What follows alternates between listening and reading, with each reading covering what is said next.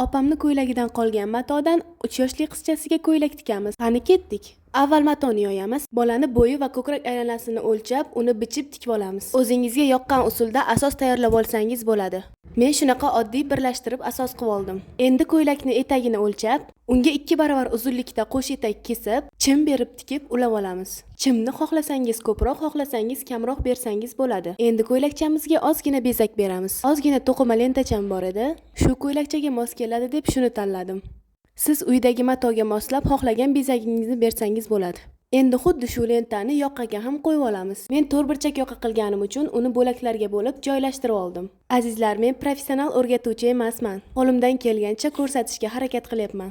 Endi shunaqa yengcha tayyorlab, uni ko'ylakchamizga ulab olamiz. Mana natija tayyor. Kichkina mijozimiz uni darrov kiyib oldi.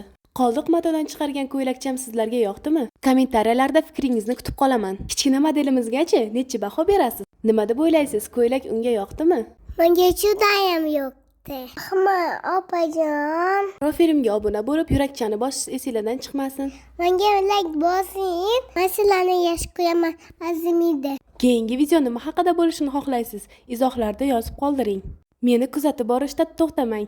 Ko'rishguncha paka-paka. Males, sabrli paka.